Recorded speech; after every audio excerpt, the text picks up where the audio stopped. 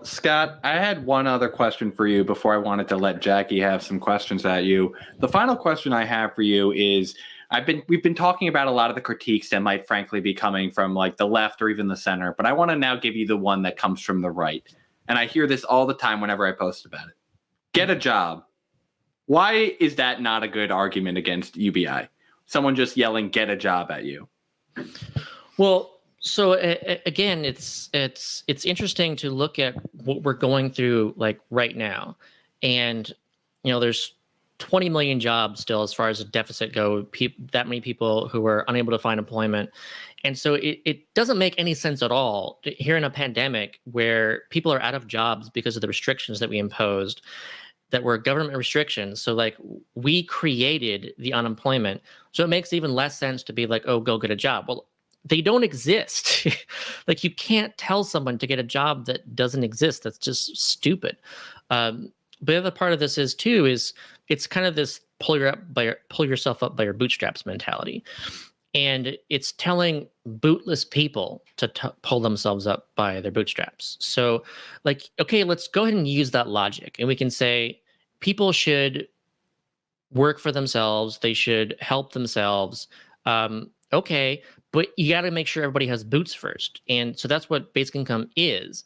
And I think that's also, again, what we saw in the Stockton experiment, because people who received the income actually were twice as full-time employed as those who didn't receive the income. So there was less unemployment and there was more full-time employment. And that was because people were essentially able to afford to work. Like they were able to get vehicles, they were able to pay for transit, they were able to get, clothes, they were able to, let's say, like you have to make this choice. Like if you're barely getting by and you're working like your multiple part-time jobs, then you can't say take a day off work to go interview somewhere at a job that you may not get because you're going to lose your income from your part-time job. Like they might not let you do it, so you might get fired or something, and you're taking a bet on that full-time job.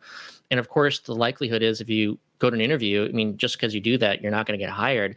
But like you need to do that. Like that's part of the process of like finding that full-time job, finding that job that you most want, is that time and effort involved in that. And that's what UBI actually enables you to do. And the other aspect of this too, at least from the conservative angle, is again, there's like a lack of appreciation for the incentives created by conditional welfare. So if you provide people something and essentially on the condition that they keep their incomes low, then you're changing the incentives so that if you're going to go from $1,000 of benefits to $1,000 of job, it doesn't make any sense unless you're like you really want that job, then you'll do it.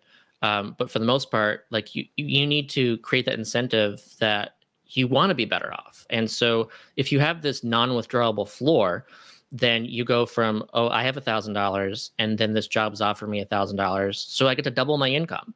Like that's how to create an incentive to accept employment.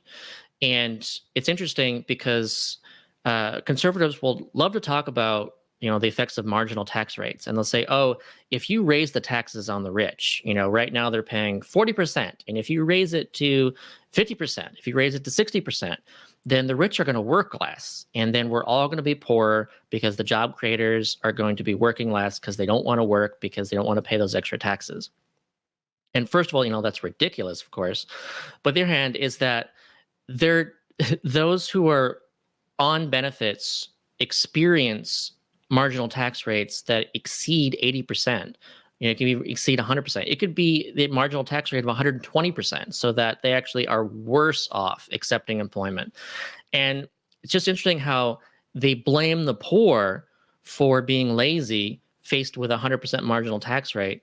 But when it comes to the rich being faced with like a 50% marginal tax rate, then, oh, woe is the rich. They will stop working. What a horrible incentive structure that is.